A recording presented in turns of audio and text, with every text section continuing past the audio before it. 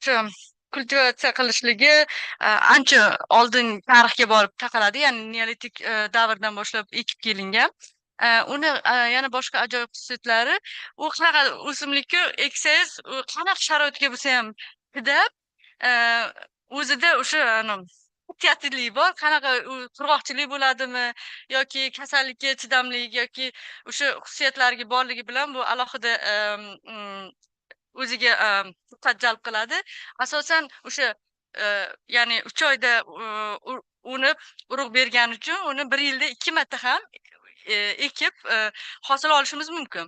Endi bu yerda o'sha kamlinani ko'rinishi qanaqaligi o'sha chap tarafdagi rasmda keltirilgan.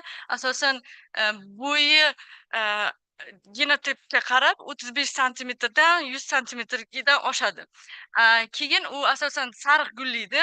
Mana o'sha gullash anaqalari bu yerda urug'lari keltirilgan o'ng tarafdagi rasmda. Keyin uni geografik joylashuviga keladigan bo'lsak, asosan har bir nimani o'simlikni kelib chiqishi va ya'ni iqlimlashtirilgan joylari bo'ladi. Masalan, qarab tursangiz, o'sha chuchmoma rangdagi belgilangan belgilar asosan kamelinani kelib chiqish davlatlari hisoblanadi. Ya'ni kelib chiqish joyi nimada oranj rangdagisi esa uni o'sha introduce, ya'ni boshqa davlatlarga uni iqlimlashtirilganligini bildiradi. Endi uni o'sha rangdan kelib chiqadigan bo'lsak, uni asosiy o'sha kelib chiqish vatani deb o'sha Yevropa davlatlarini va Rossiya, Ukraina davlatlarini va o'sha boshqa Yevropa davlatlarini olamiz. Lekin bitta narsa qiziqku, hozirgi kunda aynan iqlimlashtirilgan mamlakatlarda, aynan Amerika va Kanadada eng asosiy anaqa o'simlik hisoblanadi. Yog' uchun ishlatiladigan asosiy o'simlik hisoblanadi. Camelina sativa yog'idan tashqari, unda o'sha yog'ini tarkibiga qarab, asosan o'sha har xil fuel olishda, ya'ni asfaltlar qilishdagi o'sha yog' mahsulotlarini ishlab chiqarishda ham qo'llaniladi. Keyin bu yerda o'sha kamelinani aynan 3 xil o'simliklar bilan solishtirilgan, keltirilgan. Masalan, Arabidopsis bilamiz, bu model o'simlik hisoblanadi. Bu asosan hech qanaqa nima deydi, biz ekin sifatida foydalanmaymiz. Lekin kamelina bilan ripsid bular ekin sifatida foydalanadi va bular ikkalasi ham yog' uchun ishlatiladi. Endi bu yerda o'sha genetikasini o'rganishda uni o'sha morfologik ko'rinishi va urug'larni o'sha razmerlari keltirilgan. Endi bundan o'rtada qarasa, bu kamelina Arabidopsis bilan ripsid o'rtasidagi o'rtaliq o'simlik hisoblanadi. Ya'ni uni urug'i Arabidopsdan katta bo'lganligi uchun u bilan ishlash osonroq. Yana o'sha afzalligi bilan yana bitta tarafi, uni genomi Arabidopsis genomiga yaqin bo'lganligi uchun u bilan o'sha genetik injeneriyani qilish osonroq. Keyin yana bitta tarafi, masalan, o'sha kamelina model o'simlik hisoblanadi. Faqat yog' o'sha metabolizmini o'rganishda aynan masalan siz genni identifikatsiya qilib, uni funksiyasini o'rganib, uni dokazat qilganingizda, masalan, Arabidopsis qilgandan ko'ra, uni agar ekin o'simligida qilsangiz, uni o'sha anaqasi afzalligi oshadi.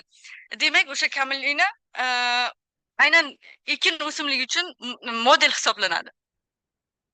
Endi bu yerda men uni o'sha genomini strukturasi va kelib chiqishini bu yerda tasvirlaganman. Asosan aynan bu chap tarafdagi o'sha xromosomalar uni o'sha diploid avlodi, tetraploid va nihoyat heksaploid, ya'ni domestication madaniylashtirilgan holatda keltirilgan. Ya'ni bu yerda uni yovvoyi avlodi kamelina makrokarpa bo'lib, unda ham 20 ta xromosoma bo'lgan. Lekin uni birinchi avlodi diploid, ya'ni 7 ta xromosomaga ega bo'lgan qadimgi avlodi bo'lgan. Endi bu yerda o'rtalikda o'sha tetraploid anaqalari bor. Xillari bular neglecta-like genome and hispida. Ularni o'sha gibridizatsiyasi natijasida o'sha keyin o'rtalikda tetraploid o'simlik kelib chiqadi, ya'ni Camelina intermedia hisoblanadi. Ya'ni unda 13 ta xromosomi bor va undan Camelina macrocarpa. Ya'ni bunda uni yovvoyi ajdodi bu Camelina macrocarpa va unda 20 ta xromosomi bo'lgan. Keyin bu yerda tablitsada keltirilgan aynan yog' uchun ishlatiladigan yoki ekib o'stiriladigan o'simliklar, masalan, bular o'zimizda eng ko'p ishlatadigan kungaboqar, aynan repsidlar, bular asosan Yevropa, Amerika, Kanada davlatlarida ko'plab ishlatiladi. Bizga qaraganda Camelina ham xuddi shunaqa. Bizda eng mashhurlari bular paxta yog'i bilan kungaboqar yog'i, to'g'rimi? Bizada boshqa yog'lar ko'p O'zbekistonda qo'llanmaydi, lekin ularni agar o'rtacha yog' miqdorini ko'radigan bo'lsak, Camelinada yog' miqdori boshqa o'sha yog'uvchi eng ko'p ishlatiladigan o'simliklardan qolishmaydi. Endi agar yog'ni tarkibini oladigan bo'lsak, har xil kislotalardan iborat. Masalan, eng afzal kislotalar bular olik, ya'ni olik asid, linolik asid, linolinik asid, bular masalan omega 3, omega 6 deb aytiladi qisqa holatda. Bular ko'p zanjirli yog' kislotalar hisoblanib, asosan biz sevib iste'mol qiladigan o'sha yog' tarkibi hisoblanadi va bular o'sha inson salomatligi uchun, ayniqsa omega 3 eng aniqa bo'ladi. Chunki agar masalan kimdadir o'sha kasalliklar, mana qonni bosim oshish yoki qon aylanishida muammo bo'lganlar, masalan, biz ko'proq yog'li anaqalar yeymizki, agar o'sha omega 3 ko'p bo'lgan yog' mahsulotini biz iste'mol qilsak, bizda o'sha qon bosimi kasalliklari yoki o'sha blood clotting, ya'ni o'sha anavilar bor, insult kasalliklarini oldini oladi. Endi bu yerda qaraydigan bo'lsak, boshqa o'simliklarga qaraganda omega 3 miqdori yana 35%. Ikkinchi eng ko'pi Lancetda hisoblanadi, lekin Lancetda qanaqadir boshqa nima deydi, qandaydir ishlab chiqarish yoki yetishtirishda, yog' mahsulotlarini yetishtirishda qanaqadir unda disadvantage bor. O'shani hisobiga aynan Lancet ko'p miqdorda o'sha yog' uchun ishlatilmaydi. Shuni hisobiga Camelinani yog'i qandaydir unik, ya'ni boshqa yog'li o'simliklarga nisbatan nima diqqatga sazovor. Keyin endi nu tarafi qanaqa? Masalan, u yerda yana boshqa yog' kislotalari bor. Bular juda uzun o'sha zanjirli yog' kislotalar hisoblanadi. Bular aykozonik va erusic asid kislotalar hisoblanib, endi ular qarasangiz, o'sha boshqa yog'li o'simliklarga qaraganda uni miqdori Camelinada ko'proq. Endi bizani maqsadimiz o'sha anasini berib turgan o'sha yog' kislotalaridan Camelinani forig' qilish. Endi yana boshqa o'sha hozir aytib o'tganim aynan omega 3 ko'pligi va uni hisobiga o'sha ya'ni aynan asosan biz bilamizki omega 3 baliq yog'idagi baliqda ko'p bo'ladi, to'g'rimi? O'shaning uchun buni o'sha o'simlikdan ajratilgan baliq yog'i ham deb ataladi. Chunki uni tarkibida omega 3 ko'pligi hisobiga. Keyin unda vitamin E ko'pligi va unda o'sha buni hisobiga kosmetik mahsulotlarni tayyorlashda ham ishlatiladi. Endi bu yerda qisqa qilib aynan o'sha olik kislotani modifikatsiyasini ko'rsatib o'taman. Bu yerda ikkita yo'l bilan modifikatsiya bo'ladi, ya'ni bittasi elongatsiya, bittasi desaturatsiya. Endi ikkita sxemada o'sha ikki xil fermentlar ishtirok etadi. Masalan, elongationda fatty acid elongase 1 fermenti ishtirokida u o'sha uzun zanjirli kislotalarni hosil qiladi. Ikkinchi o'zi bizga yoqadigan to'yingan o'sha uzun zanjirli to'ymagan uzun zanjirli kislotalarda o'sha fatty acid desaturation 2 o'sha va 3 fermentlari yordamida bizga yoqadigan omega 3 va omega 6 o'sha kislotalari hosil bo'ladi. Endi biz o'sha hozir bu yerda aynan o'sha yog' elongatsiya reaksiyasini bu yerda qisqa holatda ko'rib chiqamiz. Bu yerda 4 ta nima deydi, stepdan iborat. Ya'ni bittasi kondensatsiya, redaksiya, dehidratsiya, reduction va nihoyat uzun zanjirli o'sha yog' kislotalari. Endi biza tanlagan ferment asosan birinchi stepda qatnashadi va buni ikkinchi nomi 3-ketosil koenzim sintaz deb ataladi, ya'ni qisqa holati KSSC.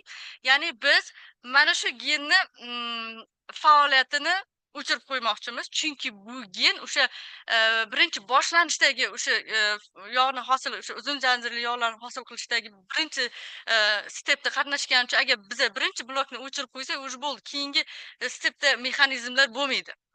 A, Endi qisqacha buni o'sha ta'rifi, masalan, u seed specific nima deydi, urug'ga bog'langan holatdagi ferment hisoblanadi va uni ikkinchi nomini hozir aytib o'tdim va u qachon qayerda ekspressiya bo'ladi. Aynan biz o'shani bilishimiz kerak. Bu ferment asosan urug'ni shu hosil bo'lishdagi eng ertachi paytdagi rivojlanish bosqichida ekspressiya qiladi.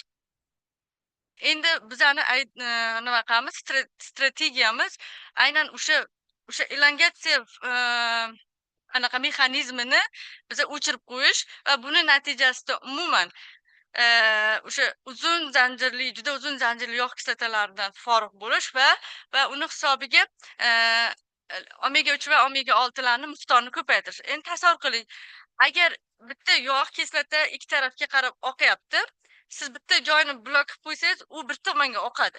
O'shanda unda bizada imkoniyat bo'ladiki, o'sha omega 3 bilan omega 2 ni miqdorini ko'paytirish miqdori nimasi imkoniyati bo'ladi. Endi bu shundan kelib chiqib, men PhD ishimda 4 ta maqsadni o'z oldimizga qo'yganmiz. Bunda ya'ni kamelinani yetilmagan embrionlardan foydalanib regeneratsiyasini yo'lga qo'yish, o'sha regeneratsiya protokolidan foydalanib transformatsiyani tashkil qilish va oxirida o'sha fatty acid elongase fermentini targit qilish yordamida o'sha uzun zanjirli yog'lardan forig' bo'lish va kamelinani oil tarkibini, o'sha yog' tarkibini yanada ham chiroyli aytganda go'zal qilish va nima deydi, more edible qilish. Bu yerda o'sha aynan regeneratsiyada biz o'zi klassikal yo'lda aynan sizda nima deydi, seedling bor, ya'ni ildiz urug'dan unib chiqqan 7 kunlik yoki 10 kunlik seedling bo'ladi. Bunda o'sha nima desam, har xil eksplantlar, ya'ni gipokotili bo'ladi, petioli yoki kotilidon yoki ildizdan foydalangan holatda biz regeneratsiyani yo'lga qo'yishimiz mumkin. Eng ko'p ishlatiladigani albatta bu gipokotil bo'ladi. Osongina siz gipokotilni mayda bo'laklarga bo'lib, segmentlarga va ularni o'sha kallus hosil qiladigan mos oziqa, sun'iy oziqa muhitiga qo'yib, in vitro sharoitda ulardan kallus easily, ya'ni o'sha kesilgan joydan kalluslar paydo bo'ladi va keyin o'sha biz ularga kerakli bo'lgan muhitni bersak, ular o'sha kalluslardan bizga ya'ni o'simliklarni paydo qiladi. Endi asosan bu ikki pallalilarda aynan eng ko'p ishlatiladigan o'sha metod. Agar bir pallalilarda qanaqa? Bir pallalilarda asosan yetilmagan embrionlar, ya'ni ishlatiladi, chunki unda boshqa, masalan, xuddi ikki pallaliga o'xshaydigan boshqa eksplantlari yo'q. Bu eng effektivniy transformatsiyaga juda mos nima embrion hisoblanadi. Yana bitta tarafi nimaga? Chunki ularda o'sha yosh hujayralar borligi hisobiga unda o'sha regeneratsiyaga moyilligi ko'proq bo'ladi. Lekin agar ikki pallalilarda yetilmagan embrionlardan foydalanish anaqasi juda ham past. Negaki? Chunki уже uni bitta anaqa tarafi, masalan, siz yetilmagan embrionlarni qaysidir paytda, ya'ni changlangandan keyin 2 haftadan keyinmi yoki 10 kundan keyinmi siz mikroskop ostida kichkina embrionlarni ajratib olishingiz kerak. Bu sizga juda ham vaqt kerak bo'ladi, ya'ni time consuming ish bo'ladi. Lekin bu gipokotilni siz osongina kesib, uni o'sha nima deydi, qiynalmasdan oziqa muhitlariga qo'yish qo'yishingiz mumkin. Endi bu yerda bu yerda ham o'sha embrionni Gippokoteliida o'ziga xos xususiyatlar bor. Ya'ni o'zlarida yana totopatentligi juda baland. Bu totopatentligida bu nima? Ya'ni o'sha embrion berish, ya'ni boshqa bundan o'sha yangi o'simlik hosil qilish nimasi darajasi yoki hujayralar moyilligi juda yuqori. Shuni hisobiga biz osongina undan o'sha regeneratsiya qilib o'simlik olishimiz mumkin. Endi shuni qo'llagan holda buni o'sha advantagesini bilgan holatda men aynan ishimda yetilmagan embrionlarni oldim changlangandan keyin 2 haftadan keyin. Endi men uni albatta optimizatsiya qilib har xil oziq o'sha gormonli oziq muhitlarga qo'yaman. Masalan, biz bilamiz sitokininlar, auksinlar bor. Masalan, bu yerda anaqada figurda ko'rib turganlaringdek o'sha naftalik asid dikamba, benzil aminopurin, indolik asetik asid, 2,4-D, ya'ni har xil gormonlarni o'sha bir xil miqdorda qo'shib, qaysi qanaqadir aynan embrionga tegishli bo'lmagan qanaqa hosil qilishini ko'rganman. Masalan, o'sha chap tarafdagi rasmda ko'rinib turibdi. Umuman o'sha Gippokotelidan qandaydir shoxga o'xshagan uzun-uzun hosillar paydo bo'lgan. Bu albatta u nima deydi, noodatiy bo'lgan hosillar, ya'ni bu o'zini original organizmi hisoblanmaydi va bu bizni diqqatimizni tortdi. Bu nima? Bu narsa bizga kelajakda o'sha biz kutgan o'simlikni beradimi? Mana shu savollar bilan biz buni ustida ishlashda davom etdik va o'sha gormonlarni tekshirganimizda ikkita gormon juda ham effektivniy rezultat ko'rsatdi. Ya'ni indolik asetik asid bilan benzil aminopurin ko'rganingizda ularda o'sha statistika qilganda bir-biridan o'sha katta farq yo'q va keyin menga bu ikkita gormon qiziq tuyuldi va keyingi optimizatsiyamda faqat o'sha nimani ikkita gormon bilan ketdim. Endi bu yerda o'sha gormonlarda, ikki xil gormonda men yana nimani ko'rdim? Aynan embrionni razmeri ham juda katta ahamiyat kasb etadi. Chunki bu yerda har xil rivojlanish bosqichlar bo'ladi embrionni va men bu yerda kichkina, o'rta va katta holatdagi embrionlarni tanlab oldim. Bu yerda razmerlari keltirilgan. Endi ko'rib turganinglarda ikkala holatda ham ikkala gormonni tarkibli oziqa muhitda ham aynan o'rtacha razmerdagi embrionlar juda ham yaxshi ko'rsatkich bergan. Keyingi ishimda men aynan o'sha o'rta razmerdagi embrionlarni tanlab oldim. Keyin qiziq holat bo'ldi. Ya'ni bu yerda ikkala gormonda ham o'sha embrionlar ikki xil rezultat ko'rsatdi. Masalan, ana bu yerda chap tarafda yetilmagan silik, ya'ni unda o'sha ovyullarni o'z ichiga olgan va ovyulni ichida biz mikroskop ostida kichkina embrionlarni tanlab oldik va ikki xil oziqa muhitiga qo'yganimizda qaranglar, agar BAPda turganda u qanaqa, ya'ni u o'sha hosilalar, ya'ni embrionga tegishli bo'lmagan yangi hosilalar ildizga yaqin bo'lgan qismida, Gippokotelni ildizga yaqin bo'lgan qismida hosil bo'lyapti. Auksinga qo'yganimizda esa uni ya'ni opposite bo'lgan, ya'ni kotilidonga yaqin bo'lgan joyda o'sha shoxlanish paydo bo'lgan. Endi bu уже bir haftadan keyin mikroskopsiz ham ko'rardingiz. 2 haftadan keyin o'sha narsalar rivojlanishda davom etdi va razmeri kattalashdi. Endi keyingi savol, bu narsa bizga o'simlik beradimi? Men turishda masalan uni kesmasdan aynan embrion bilan birgalikda qo'shganimda ular abnormal holatga kelib qoldida, hech qanday o'simlik olmadim. Keyin aynan o'sha hosil qilgan joy chastini kesib olib, nima deydi, shoot formation oziqa muhitiga qo'ydim va 2 haftadan keyin aynan o'sha hosilalardan chiroyli o'simliklar rivojlandi, ko'rib turganinglarda rasmlarda va eng qizig'i birgalikda shoot formation bilan ildiz ham rivojlandi. Asosan in vitro bilan ishlaganda juda ko'p nimaga qiyinchilikka duch kelganim, aynan sizda o'simlik chiqadi, lekin ildiz bermaydi-da. Agar sizda juda chiroyli, effektivniy protokol siz juda ko'p shoot formation bo'lyapti, lekin ildiz bo'lmasa, bizani protokolimiz useless. Umuman uni hech qanaqa transformatsiyaga qo'ya olmaymiz. Chunki biz urug' ola olmaymiz. Ildizi bo'lmaganiga tuproqqa o'tkaza olmaymiz. Bizada urug' bo'lmaydi va uni keyingi avlodlar bilan ishlash imkoni bo'lmaydi. Endi holatda faqat bu yerda faqat AI bilan ishlaganimdagina shunaqa yaxshi rezultat berdi. BAP bilan ham juda ko'p shoot formation bo'ldi, lekin ildiz olishda juda ham qiyinchilikka duch keldim. Endi keyin yana bitta anaqasi, masalan, eng qizig'i mana shu in vitro transformatsiyalar genotype dependency, ya'ni ularda har xil genotiplar qo'llaganinglarda har xil rezultat berishi mumkin. Biza xuddi shu narsani qanaqa effekt berishini qiziqdik va biz Germaniyani o'sha o'zini elit anaqa line liniyalarini liniyalardan tanladik. Masalan, Ligina ularni elit liniyasi hisoblanadi.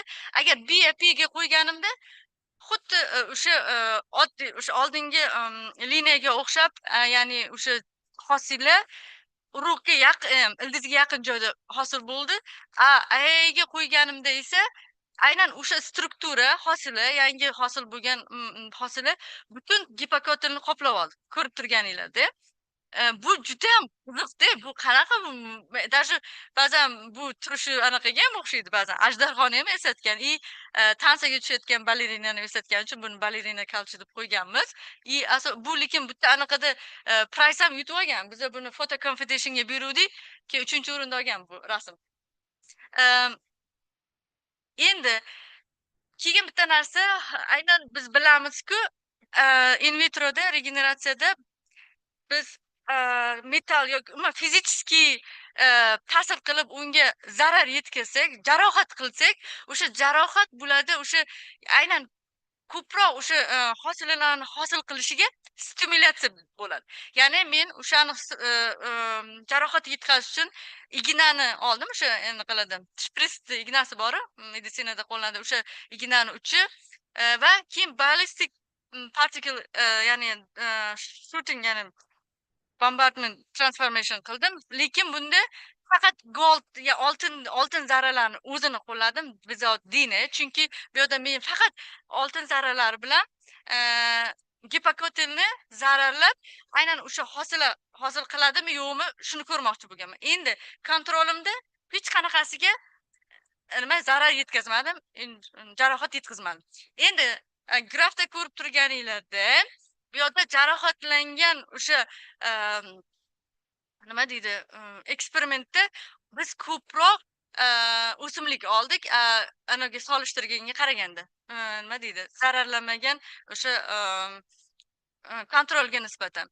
Endi yana bitta qiziq narsa bo'ldi-ku, aynan men o'sha nimani xuddi shunaqa tartibda jarohat yetkazganman.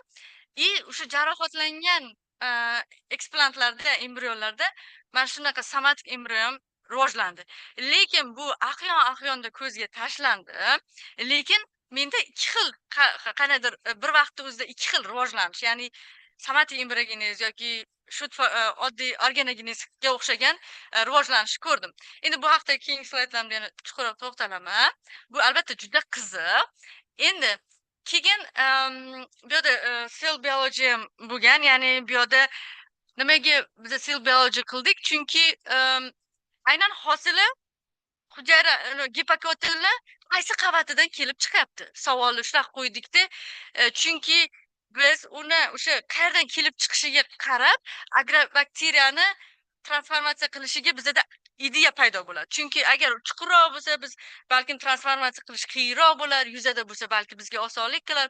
Bu yerda general umuman nima deydi, hujayralar bo'linishi haqida, har bir hujayra bor bo'linadi, to'g'rimi? Lekin har xil to'g'ri va noto'g'ri bo'linadi. Asosan irregular bo'linganda aynan rezultat mana bu hozirgi organizmga umuman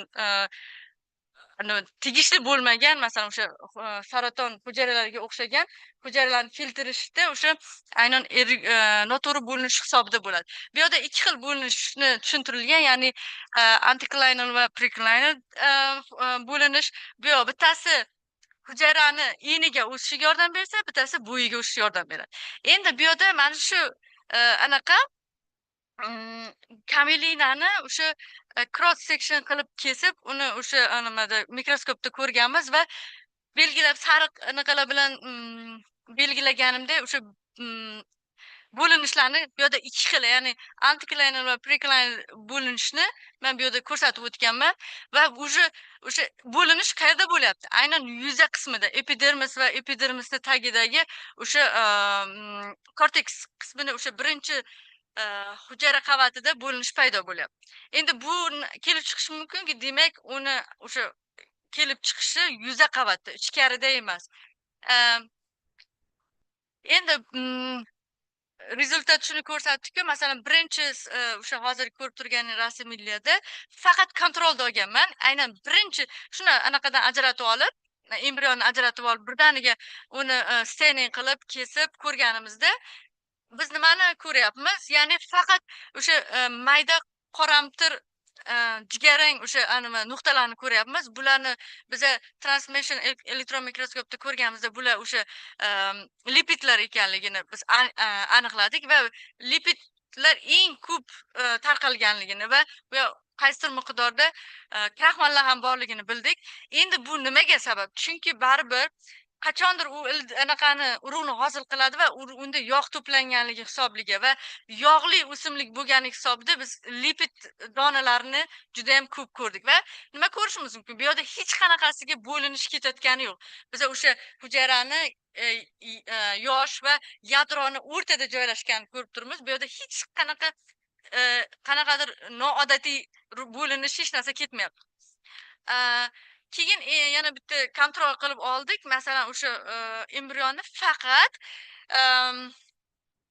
gormonsiz oziqa muhitida, ya'ni faqat gormoni yo'q bo'lgan oziqa muhitida, ya'ni mineral moddalardan iborat muhitda o'stirdik va 4 kundan keyin uni ham xuddi shunaqa kesib mikroskopda ko'rganimizda biz lipidni ko'rmadik. Mana shu lipid qanaqadir yo'qolib, o'rniga kraxmalni to'plashni boshlagan. Qaysidir ma'noda bir xil bo'linish, ya'ni antiklinal bo'linishni ko'rdik. Lekin bunda o'sha bizga juda qiziq bo'ladigan baribir nimani suratni ko'rmadik.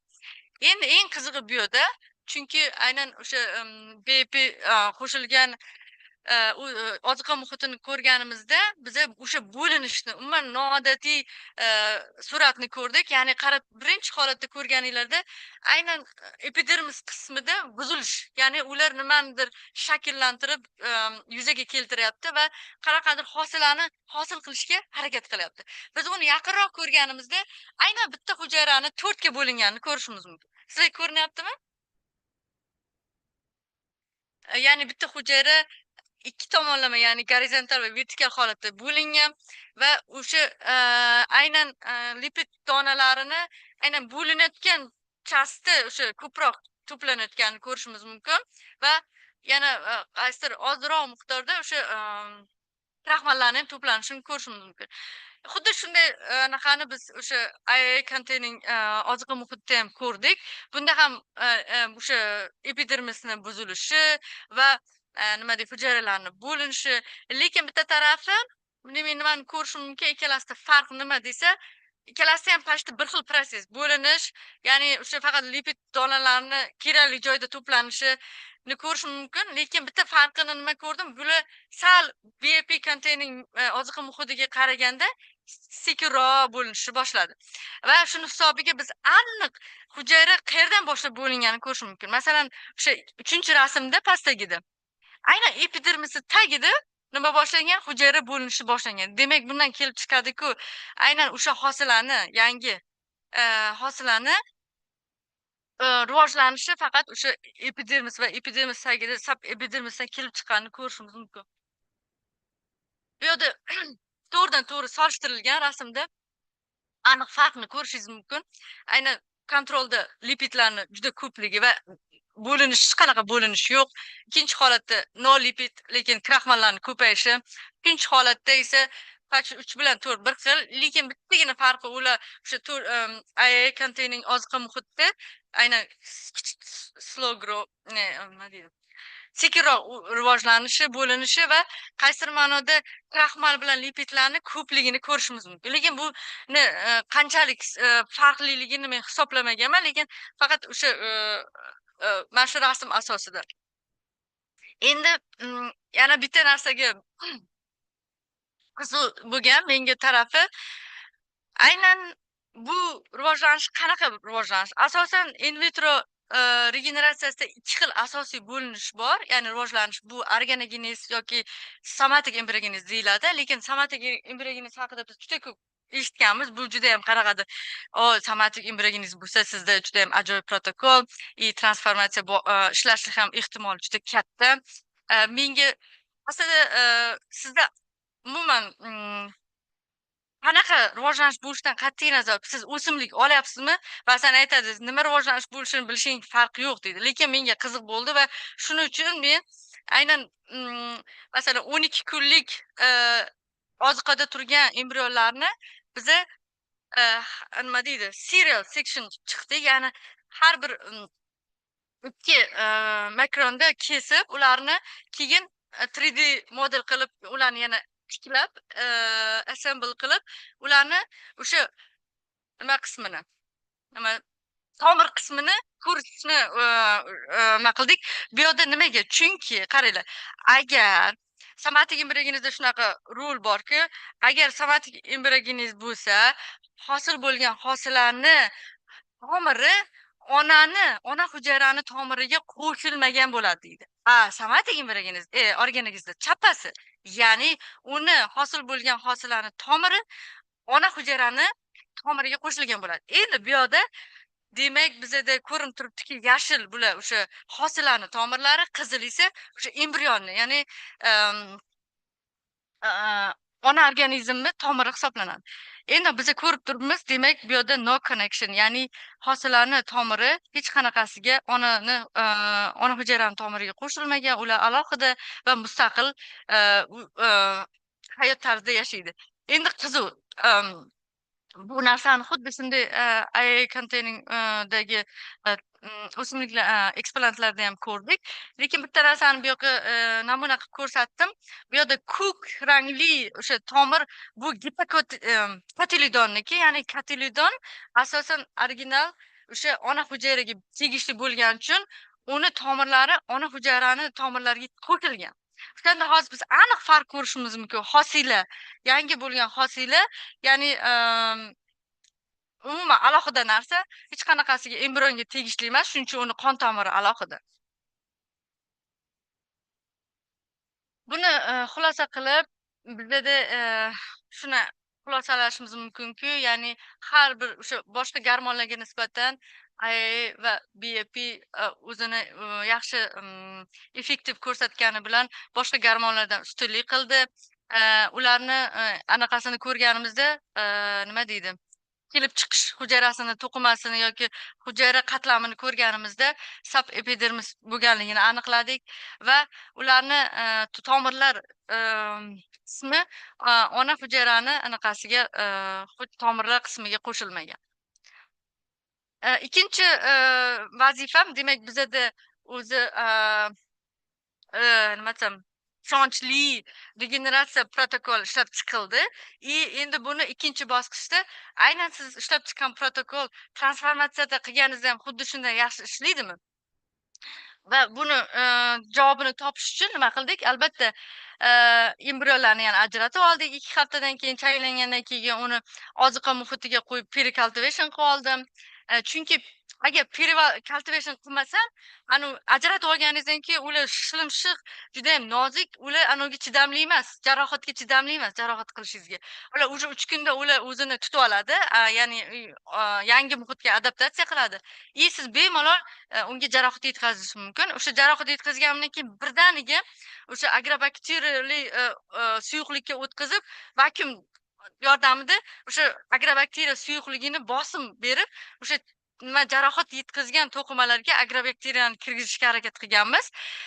Keyingi stepda albatta o'sha seleksiya qilib, ularni o'sha transgen yoki transformatsiya bo'lgan kulturalarni ajratib olganmiz va oxirida albatta PCR va transformatsiya qilgan genizni ekspressiyasi va nihoyat o'sha Southern blotting qilib o'sha aynan agar Southern blotsa siz o'sha transformatsiya metodida aynan ishonchli qilganingizda yana o'sha transgen o'simlikni olishligingizni isbotlay olmaysiz va shu holatlarni keyingi slaydlarda ko'rsatib o'taman.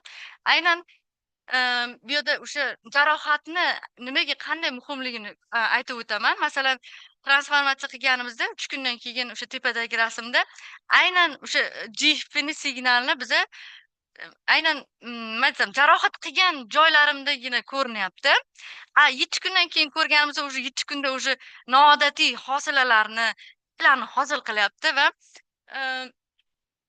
o'sha tish orasida aynan GFPni signalni chuqur, ya'ni hujayrani, ya'ni epidermisni ichidan chiqib kelayotganini ko'rishimiz mumkin. Bu qaysidir ma'noda sizga umid beradiki, demak sizni transformatsiyangiz qaysidir ma'noda ishlagan. Endi aynan bitta narsaga qiziq narsaga duch keldim.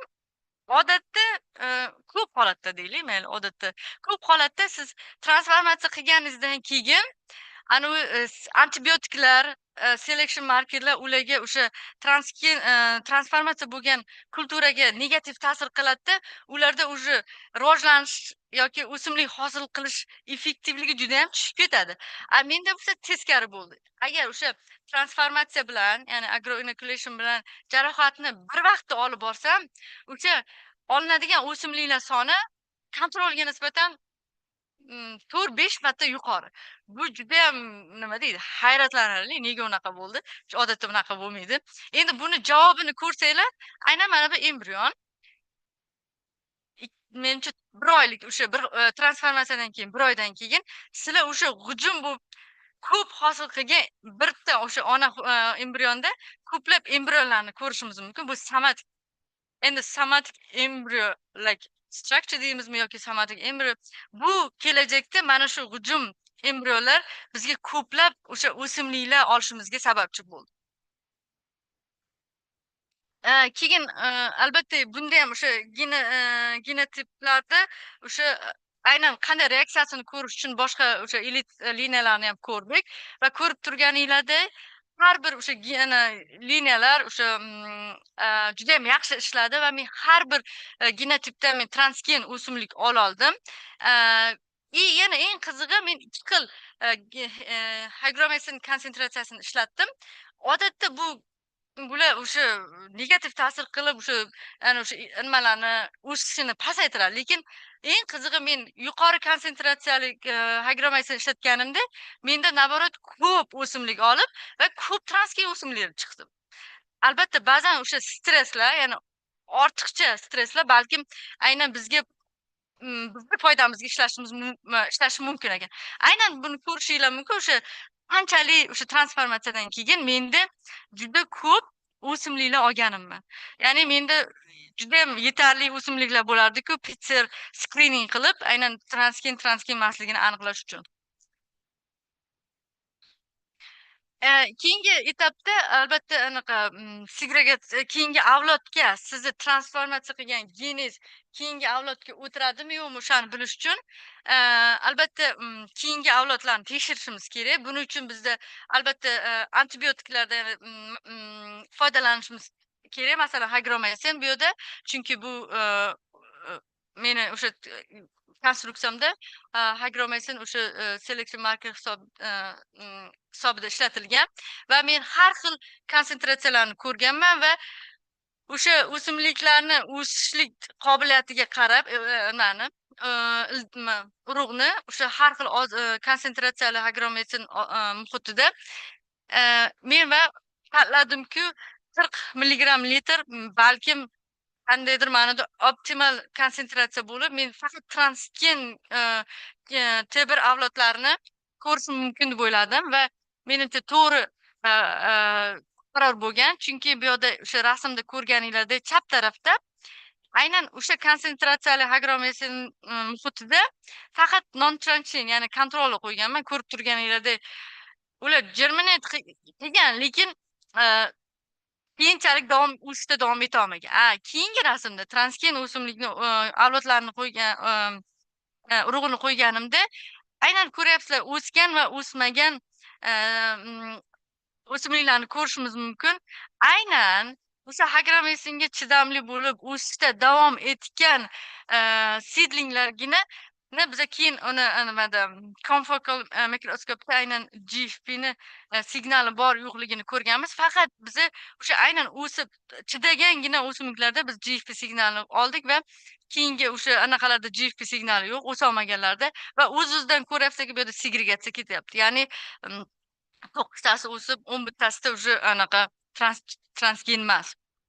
Aynan mana shu holatni bu yerda ko'rganmiz. Mana 20ta o'sim urug'ni olib, aynan hagromesilli oziqa muhitiga qo'yib, ularni o'sishligi va ildizida o'sha GFPni ekspressiyasini ko'rganmiz. Aynan chunki GFP ubiquitin promoter ostida bo'lganligi uchun o'zi aslida buni hamma to'qimada ko'rishimiz kerak.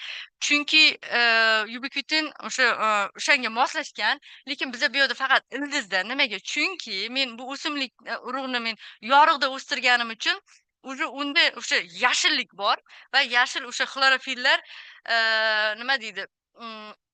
GFPni ekspressiyasini ko'rsatmaydi. Shunda faqat biza ildizdagina ko'rishimiz mumkin. Eng qizig'i aynan ildizni uchida eng nima deydi, yorug' ko'zga tashlanadigan o'shani ildiz uchida ko'rdim. Demak, bizda o'sha ko'rib turganinglardek o'simliklarda ko'pchilik qismida GFP ekspressiyasini ko'ryapmiz. Va oxirgi sizni isbotingiz qanaqa bo'ladi?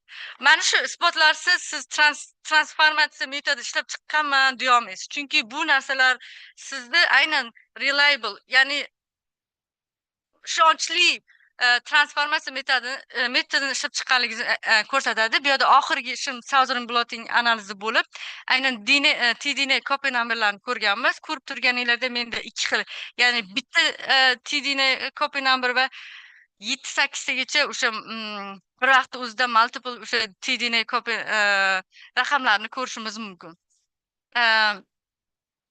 Buni xulosalash, ya'ni biz aynan yetilmagan embrionlardan foydalanib yo'lga qo'ygan regeneratsiya protokolimizni transformatsiyaga qo'llaganimizda muvaffaqiyatli ishladi va bizda o'sha transformatsiya effektivligi 17% gacha ketdi va buni eng yaxshi tarafi juda ham qisqa muddatda, ya'ni 3 oy, 4 oyda sizda уже transgen o'simlik bo'ladi. Odatda agar kalus orqali ketadigan regeneratsiya bo'lsa, albatta bu eng kam 6 oy, 9 oy, 1 yilgacha.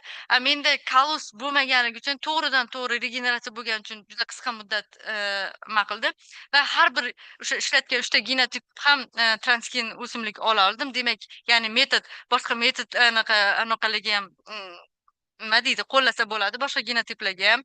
Va eng yaxshi anaqa kombinatsiya bu transformatsiya agroinoculation bilan jarohat eng yaxshi nima desam, kombinatsiya bo'lib ko'proq transgen o'simliklar olish imkoniyatini berdi.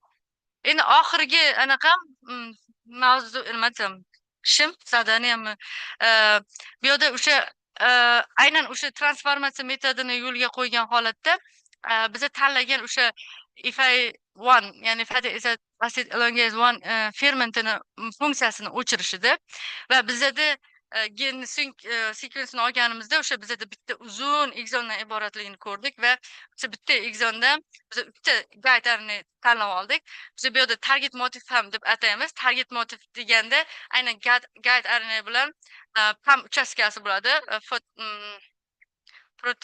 What is this? Adjustment motif. Well, yeah, I forget. The PAM. Together ular birgalikda target motif hisoblanadi. Keyin gruppamizda o'sha kaskad vektori juda ham konstruksiyasi yo'lga qo'yilgan va bu o'sha konstruksiya protokolidan foydalangan holatda men ham o'sha konstruksiyada o'sha 3 ta guide arini tanlab, ularni o'sha bitta vektorga joylaganman. Chunki buni yaxshi tarafi nima? Sizda 3 ta guide erinkalar bor. Ularni qaysi biri aktiv ishlashini bilmaymiz. Bittasi ishlasa, bittasi ishlamasligi mumkin. Lekin baribir sizki o'sha holatda bo'lasizki, bittasi ishlaydi va sizda rezultat bo'ladi. O'shani hisobiga biza bittadan ko'ra 3 ta nima deydi, guide arniga qo'ydik. Lekin yana shunday holat bo'lishi mumkin. Bitta guide arniga 3 marta qaytarib ham qo'yish mumkin. Ya'ni bu ekspressiyani kuchaytirish uchun. Keyin bizada entry anaqa reporter genni ham qo'shganmiz. Chunki aynan transformatsiyadan keyin osonroq transgen o'simliklarni tanlab olish uchun. Ya'ni napin promotori ostida, chunki napin promotori urug' nima deydi, sit spesifik promotor hisoblanadi. Keyin yana bitta aynan stable transformatsiyaga borishdan oldin, biz konstruksiyani qilib bo'lganimizdan keyin, aynan bizning konstruksiyamiz to'g'ri ishlayaptimi, aktivmi, biza tanlagan guide arinkalar aktivligi qay darajada yuqori, mutatsiya hosil qilyaptimi, shu savollarga javob berish uchun tavakkal qilmasdan o'sha tez uni javobini oladigan metod ishlab chiqdik. Bu protoplas orqali bizadagi o'sha tanlangan guide arinka va konstruksiyamizni qanchalik aktivligini bilish uchun protoplaslarni ajratib va protoplasga biza konstruksiyamizni transformatsiya qildik va uni o'sha kerakli primerlarni dizayn qilib, uni o'sha deep sequencing ya'ni Illumina platformaga jo'natib, o'sha mutatsiyalarni o'sha Eugene nimasida, nima deydi, Eugene platformada ularni mutatsiyaga uchramaganligini bilib oldik. Keyin bitta endi qiyinlik tarafi, masalan, o'sha Kamilini aytib o'tgandek Gexaploidda o'sha primerlarni dizayn qilish juda ham qiyin. Aynan agar o'sha allellar, ya'ni ABD genomlar bir-biriga juda o'xshaganda, sniplar bo'lmasa, ya'ni sizda nima deydi, allel spesifik primerlarni tuzish juda ham qiyin bo'ladi. Ba'zan siz ya'ni bir xil hammasiga tushadigan primer tuzib ham barkodlar orqali siz aynan allellarni ajratib olishingiz mumkin. Endi deep sequence'da qoidasida bizi masalan 200 base pairdan yuqori bo'lmagan holatdagi nima deydi, sekvensni o'z ichiga oladigan primerlarni tuzishimizga to'g'ri keladi. Va kutganimizdek transformatsiyadan keyin biza o'sha protoplaslarda o'sha GFPni ekspressiyasini ko'rdik, ya'ni aynan yadroda. Bu o'sha bizada hisobimiz bo'yicha transformatsiyani effektivligi 65% gacha yetdi va bu bilan biz qoniqdik va aynan o'sha qaranglar, aynan GFP bo'lgan konstruksiya men uchun kontrol hisoblanadi. Bundan kelib chiqib, men aynan meni transformatsiyam qay effektivli ishlaganini hisobini chiqaraman va alohida men custom konstruksiyalarimni alohida transformatsiya qilib, ulardan keyin DNK ajratganman. Va keyin ularda o'sha mutatsiyalarni ko'rganmiz. Ko'rib turganinglardek, eng yaxshisi, masalan, o'sha 3 ta tanlangan target motivlar ham o'sha mutatsiyani ko'rdik. Aynan mutatsiya uchrashi bo'lgan uchastkalarda biz mutatsiyani ko'ryapmiz. Mutatsiyalar 3 xil target motivda ko'rib turganinglardek 3 xil. Masalan, 3-target motivda aynan 14 base pairgacha o'sha deletsiya bo'lganini ko'ryapmiz yoki anaqa base pair deletsiya bo'lganini ko'ryapmiz. O'rtadagi target motiv 2 da esa 5 ta o'sha nukleotidni yo'qolganini ko'ryapmiz va bitta qo'shilish. Bu birinchi allelda. Ya'ni A genom deylik buni, ya'ni chunki unda BD genomlari bor. Ikkinchi genomda o'sha ikkinchi allelda qanaqa mutatsiyaga ketganini ko'rishinglar mumkin. Asosan bunda qo'shilish, ya'ni bitta nukleotidni yo T yoki C nukleotidni qo'shilganini ko'rishimiz mumkin. Eng qizig'i bizda aynan 3 ta target motiv, 3 ta o'sha nima deydi, EBD genomlarida o'sha mutatsiyaga uchratganini ko'rishimiz mumkin. Ya'ni buni xulosa qilamizki, biza tanlagan target motivlar ishonchli va aktiv va ular mutatsiyaga uchrata oladi. Va bu yerda albatta ularni har bir o'sha endi Kamilinada nimagadir EBD genomlar deb atalmasdan subgenom 1, 2, 3 deb ataldi. O'shani hisobiga men bu yerda 1, 2 deb belgiladim va bu yerda o'sha raqamlarda to'liq sekvensda o'qilgan raqam va mutatsiya bilan o'qilgan raqamlarni keltirib, ularni effektivligini chiqarganman va bu bilan aynan biza tanlagan 3 ta target motivi nechtasi, necha foiz? Masalan, birinchi va ikkinchi target motivlar judayam nima deydi, effektivligi yaxshi ishlagan, ya'ni 15% gacha o'sha mutatsiyaga uchratgan. Negadir uchinchi target motivimiz qandaydir mutatsiyaga uchratishda effektivligi pastroq chiqdi. Endi qizuvda bu Cataplasty, ya'ni tranzit nimada o'sha transfectionda ko'rgan anaqamiz. Agar uni stable transformatsiyada o'simlik darajasida bu mutatsiya bir xilmi, qanaqa? Buni hozir javobini ko'rishimiz mumkin. Buning uchun transformatsiyadan keyin menda 4 ta o'sha mutatsiyaga uchragan o'simlik olindi va ularni o'sha aynan universal primerlar bilan deep sequencingda o'sha uni anaqa mutatsiyaga uchragan uchramaganini ko'rib oldik va eng qizig'i aynan protoplastda ko'ringan mutatsiya turlari o'simlik darajasida ham ko'rindi. Ya'ni ular takrorlandi. Ya'ni bir xil mutatsiyani hosil qildi. Ko'rib turganinglarda, ya'ni birinchisida o'sha subgenom 1, 4 ta o'simlikda, ikkinchisi subgenom 2 da o'sha aynan bitta nukleotidni qo'shilishi. Ko'rib turganinglarda qanaqadir yana o'sha o'simlik darajasida ham target motiv 3 anaqasi bo'lishgan mutatsiyaga uchrash darajasi juda ham ta'sir ma'noda pastroq. Bu yerda o'sha o'qishlari, sekvensiya o'qishlarini raqamlarini keltirganman va uni yonida o'sha qanaqa mutatsiyalar, ya'ni deletsiya ketganmi, qo'shilganmi, bularni o'sha farqini o'sha oxirida o'ng tarafda keltirib o'tganman.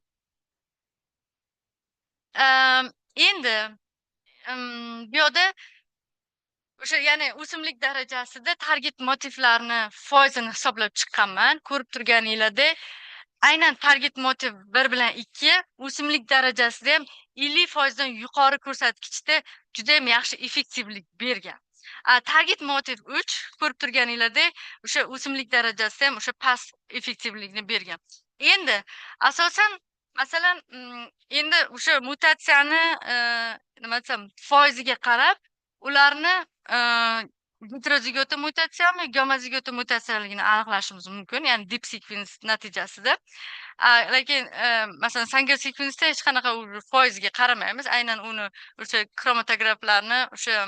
kromatogramlarni aynan agar ikkita anaqa pik bo'lsa, ya'ni heterozigota, agar bitta bo'lsa gomozigota deb aytaveramiz. Lekin deep sequence rezultatida qanaqa bo'ladi? Aynan biz anaqa foiziga suyanamiz.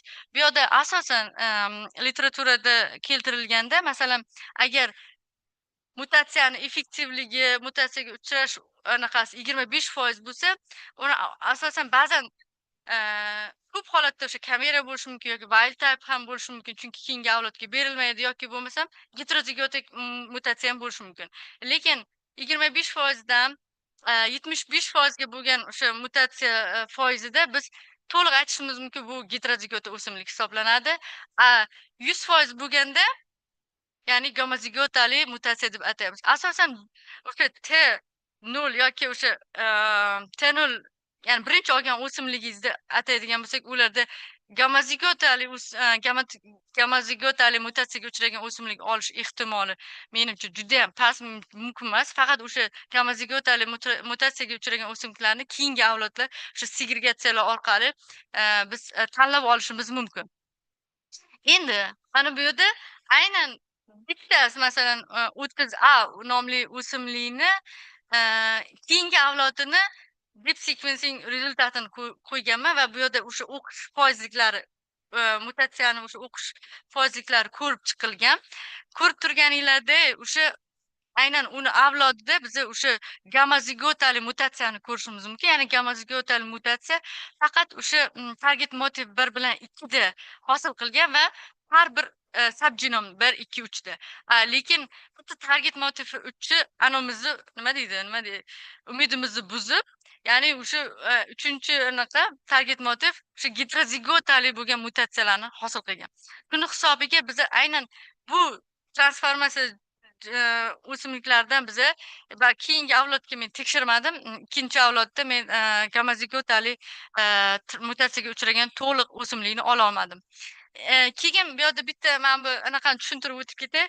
19A, 19B bu o'sha bitta embriondan hosil bo'lgan ikkita o'simlik. Shuning uchun men uni raqamlab A va B deb oldim.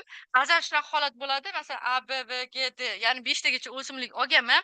Ularni raqamlab DNK ajratib anaqa qilganimda, mutatsiyasini ko'rganimda ba'zan 5 tasida ketgan, ba'zan bittasida ketgan, ba'zan ikkitasida ketgan. Ya'ni bu degani siz bitta embrionga transformatsiya qilib, hosil bo'lgan hosillarda hammasi transgen yoki mutatsiyaga uchragan o'simliklarni ololmaymiz. O'shani hisobiga bu yerda 30A, 30B ham xuddi shunaqa, ya'ni bitta embriondan chiqqan ikkita o'simlikni shunaqa nomlab olganmiz.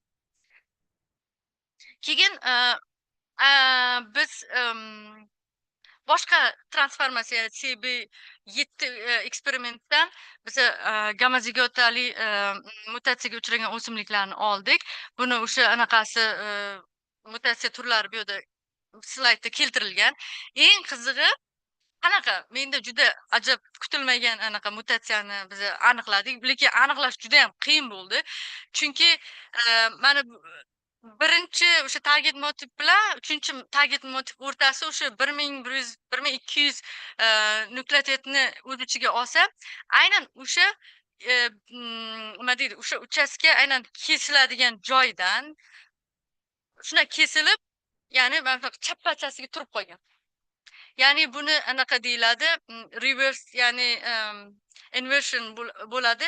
Lekin o'sha anaqa joyda target motiv 2 bilan 3 ta, lekin baribir kesiladigan joyda mutatsiya kechgan. Ya'ni delete 5 ta va 2 xil target motiv 2 da 2 nukleotid deletsiyaga uchragan va bir vaqtda o'zida ya'ni inversion teskari bo'lib genomga o'tirib qolgan. Lekin baribir bu mutatsiya, buni aynan aniqlashda har xil metodlardan qo'llanadigan, masalan, deep sequencing buni aniqlolmaydi. Chunki buni anaqa nukleotidlar razmeri juda katta. Chunki deep sequencingda faqat 200 yoki 300 nukleotidni o'z ichiga oladi. Sanger sequence'da ham 1000 dan yuqorisini ololmaydi. Shuni hisobiga bizada o'sha biza TI cloningni qo'llab, aynan o'sha mutatsiyani biza aniqlashga muvaffaq bo'ldik. Ikkinchi mutatsiyaning turi, ya'ni o'sha birinchi va ikkinchi target motiv o'rtasida aynan katta deletsiya. Ya'ni 300 dan oshiq, ya'ni почти 400 nukleotid deletsiya bo'lib ketgan. Eng yaxshi tarafi 3-chi subgenomda gen anaqalarni mutatsiyani aniqlash juda ham oson bo'ldi. Hech qanaqa qiyinchiligi yo'q, easy, straightforward. Bu yerda o'sha grafda men masalan figurda o'sha qanday qilib, qayerdan kesilib, qanaqa qilib o'sha inversiya bo'lganini men o'sha chizib, tushunarli bo'lishi uchun chizib ko'rsatganman. Endi bu yerda birinchi o'sha o'simlik 13 ta biallelik deb atayapman, chunki bitta allelda o'zida 2 xil mutatsiya ko'rganimiz uchun buni biallelik deb ataymiz. Bu o'z-o'zidan heterozigota bo'ladi. Chunki bittasida deletsiya bergan, bitta allelda, ikkinchi allelda inversiya bo'lib qolgan. Lekin ikkita o'simligimiz 17 va 18 raqamli o'simliklarimizda biza o'sha triple o'sha gamazigota o'sha mutant o'simliklarni olishga muvaffaq bo'ldik va keyingi o'sha ishlarimizda faqat aynan o'sha o'simliklarni avlodlari bilan ishladik va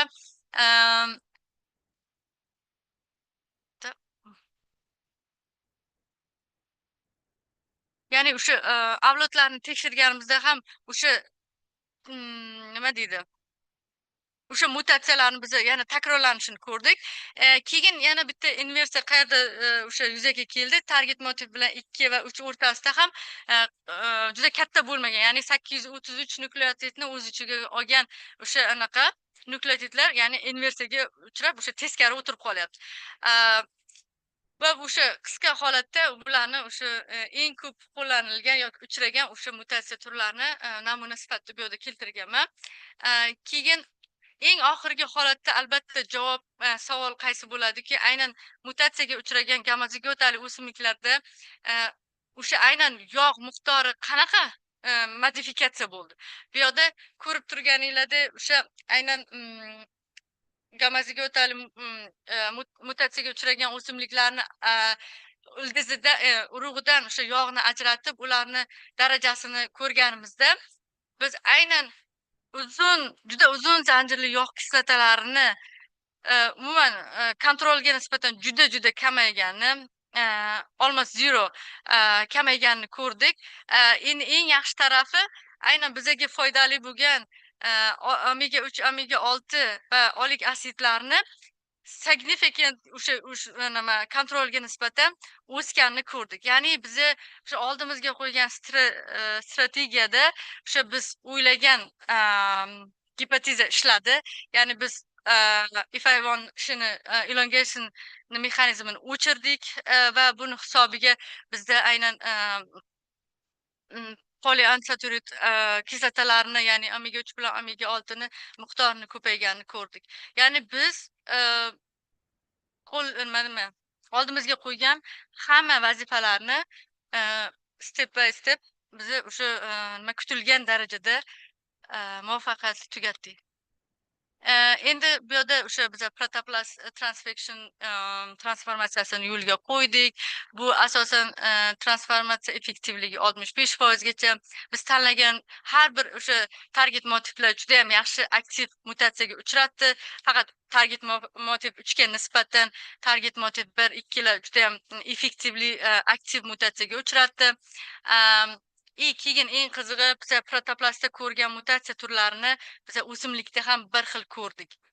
Ya'ni biz protoplast orqali guide RNA erinkalarni o'sha anaqasini ko'ra olar ekanmiz. Ya'ni ishlaydimi yo'qmi? Demak, protoplast transfection bizga ishonchli bo'lgan metod bo'lib, ularni o'sha oldindan ko'ra olishimiz mumkin ekan.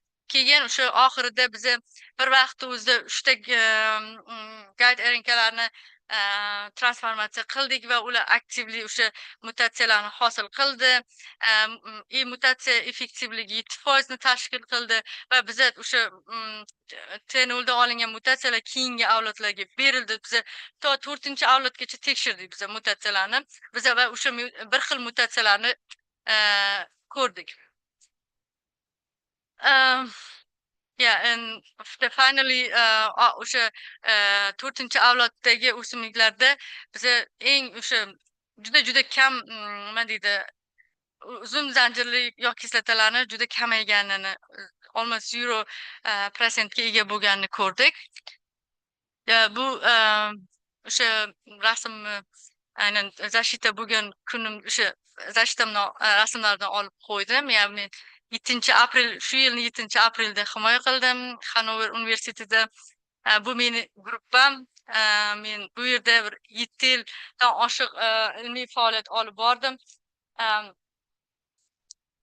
Men o'ylayman, sizni chiroyli o'sishingiz uchun va muvaffaqiyatli tugatish uchun sizga shunaqa atmosfera bo'lishi kerak.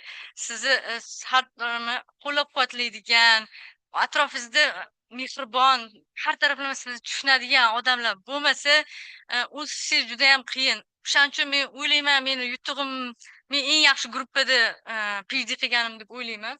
Eng yaxshi supervisor ostida. O'shaning uchun domlamni anaqa masalan yaxshiligi menga u cheki yo'q, men u qaytara olmasam kerak. Gruppam ham juda ham har taraflama qo'llab-quvvatladi. Men juda ko'p yordam oldim har taraflama eng qiyin kunlarimda. Chunki bitta narsa aytay, siz chet elga PhD yutib ketdi degani siz PhD qildi degani emas. Men shunday aytaman. Men masalan PhD davrimda qilolmasdan 4-5 tasini ko'rdim, qaytib ketdi. Chunki har xil muammolar bo'lib yoki ko'z yetmadi. Chunki siz Yevropaga borganingiz bilan sizga hech kim qilib bermaydi. Bu har taraflama bo'yningizda 100% sizning mas'uliyatingiz bo'ladi. Lekin buning uchun sizni yoningizda sizni qo'llab-quvvatlaydigan odam bo'lsa bo'ldi. Menimcha hamma qila oladi deb o'ylayman. Sizlarga oxirida anaqa vaqtinglar uchun, e'tiboringlar uchun rahmat kattakon.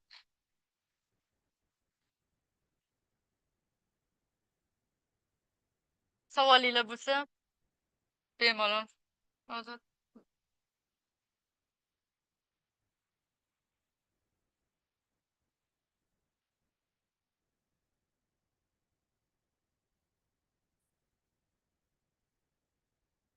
Hm.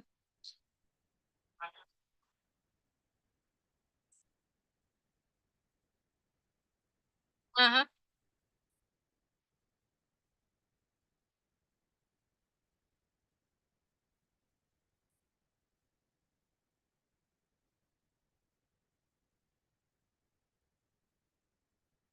Siz gaydareniga tanlayotganingizda, masalan, ba'zan sizga eng yaxshi ko'ringan effektivlik gaydareniki 3 ta allelda o'tirmasligi mumkin, 1-2 da o'tirishi mumkin.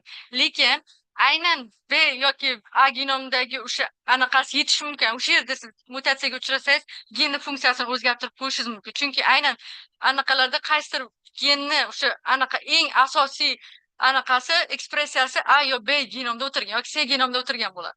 O'shaning uchun ikkinchi tarafdan gaydarenka tanlayotganingizda siz anaqa qilasizda tekshirib, aynan siz tanlagan gaydarenka boshqa genni o'chirib qo'ymaslik kerak bo'ladi. Boshqa genni anaqasiga tushmaslik kerak bo'ladi. yoki har bitta genomdagi masalan uchta genomda bir-biridan farq qiladi-da sekvenslar, SNPlar bo'ladi. Hammasiga tushunadigan bitta gaydarenkani tuzish muammo bo'ladi. Ba'zan topilmaydi-da. Lekin har bir genomga alohida gaydarenka tuzgan yaxshimi bitta genga yoki bitta universalmi? Bitta shunaqa qilganman. Bunaqa bo'lib qolganda birinchi, ikkinchi genomga to'g'ri tushib, uchinchi genomga qo'ygan, keyin alohida ichga alohida bitta qo'ygan. Xuddi shunaqa hozir bizda ham sustainable. Normal bu. Bo'ladi. Uchta genomni aniqlashda qiyinchilik bo'lmaydi sekvensda. Yo'q. Agar topilmaganda uni to'ldirish uchun alohida gaydani tanlash.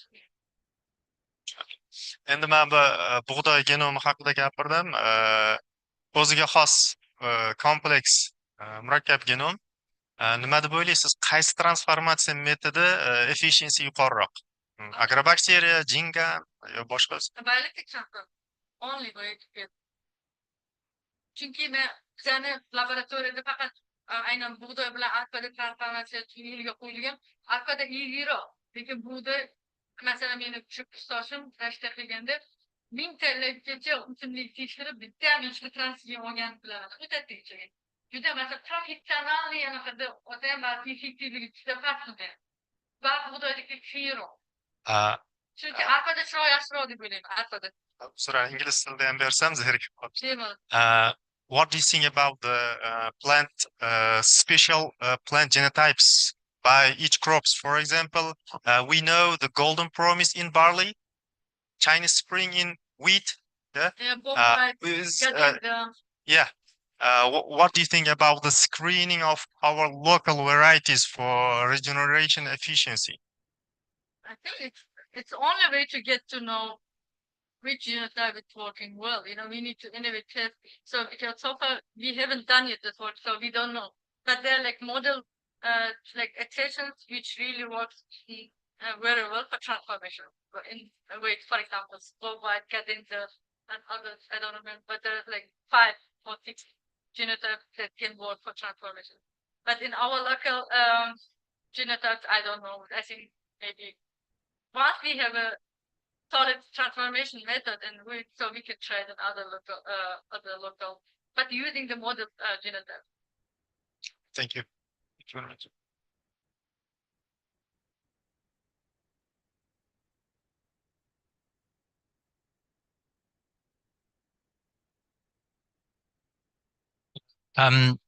Thank you. I was wondering, are you working with any pathway to impact partner like a breeder to bring your edited lines into a breeding background? So we already achieved or obtained this line, which is like by using the elite line already. That makes more the oil profile change already HUT in the slide. So, but this line so far, according to German rules, so I think they can't use in the field. That's just backup. Maybe you can kind of comment on this more.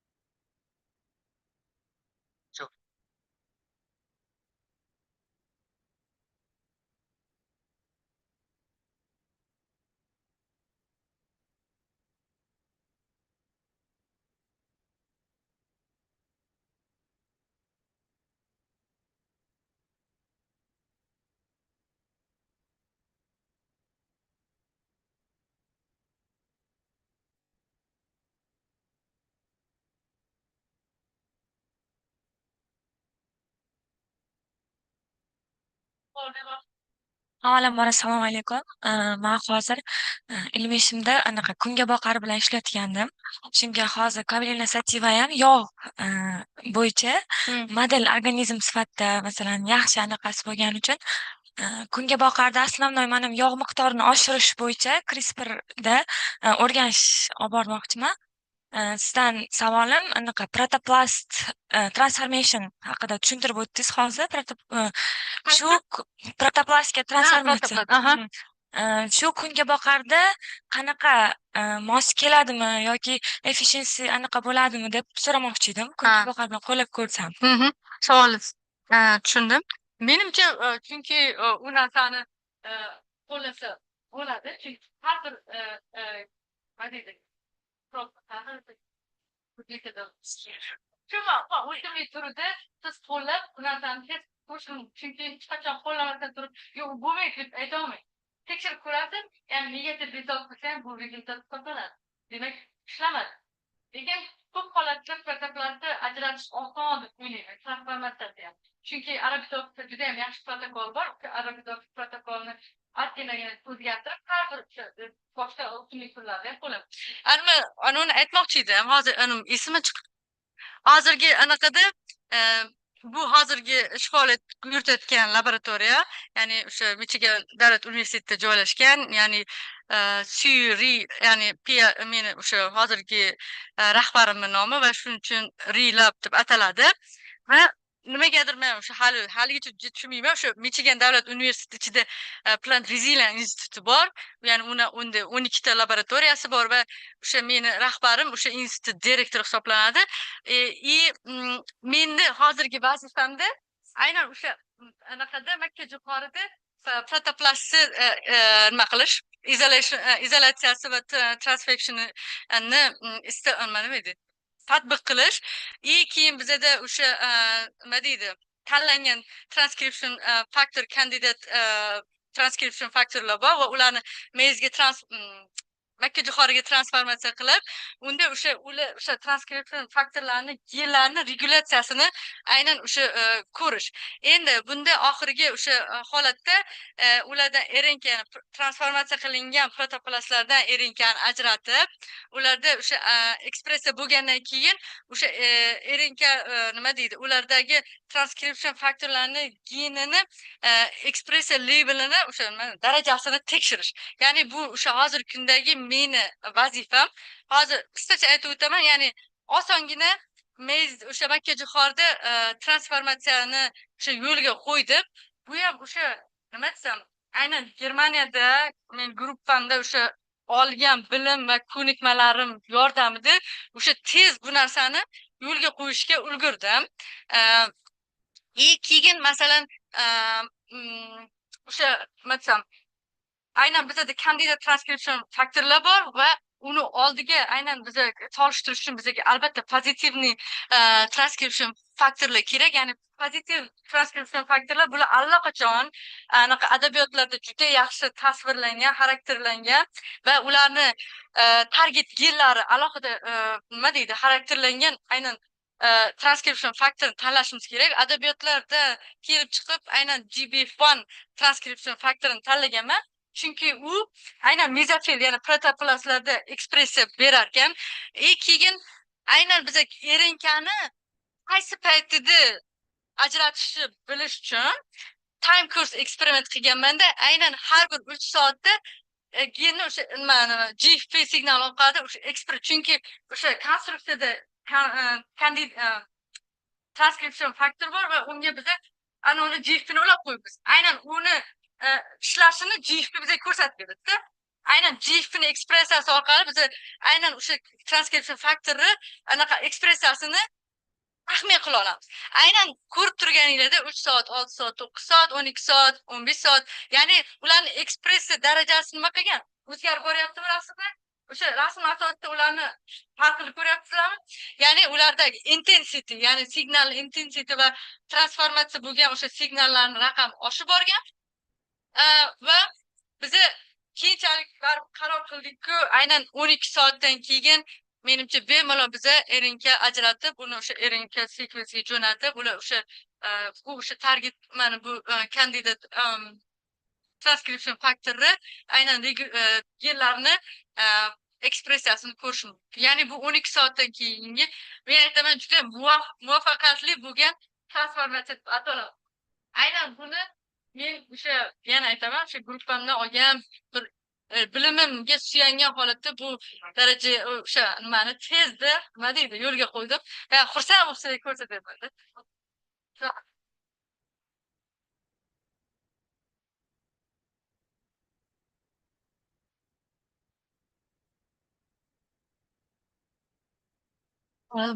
I congratulations. I want to congratulations you. Everything is good, but I wonder.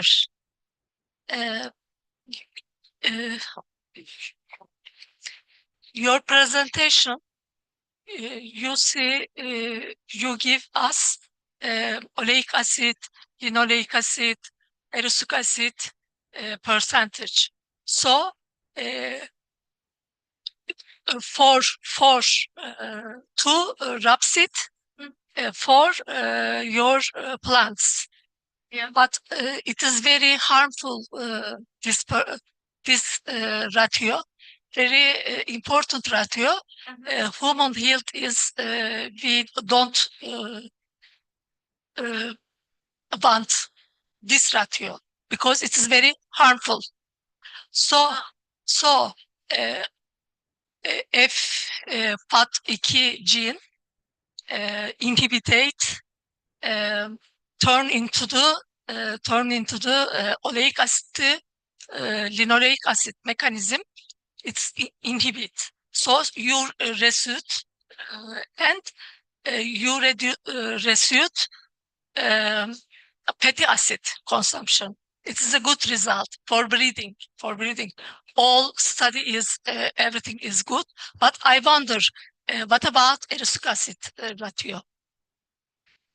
What about erucic acid ratio? Because first table you say 4.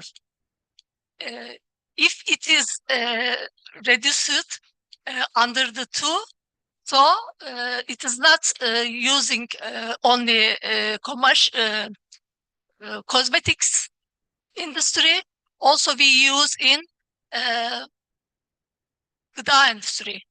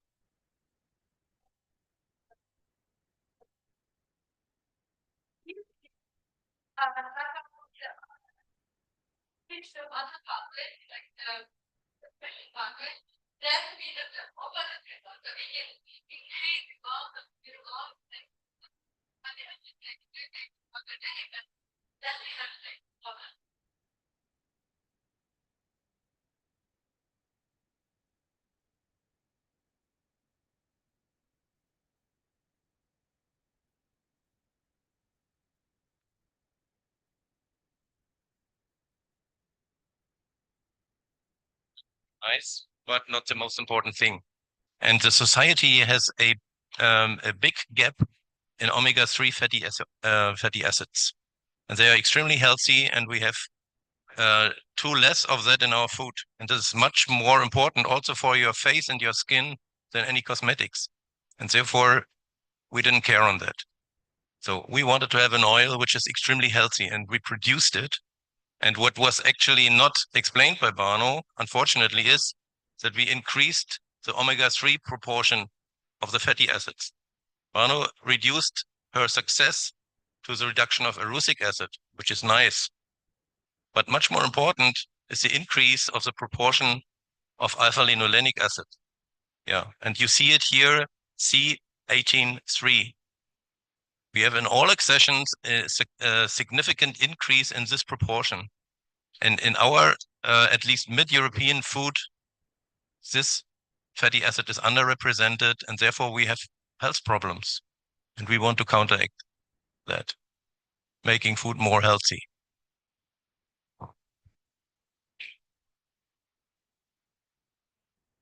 We are done with discussion or question part. I invite Sofia Gerasima again for her next talk.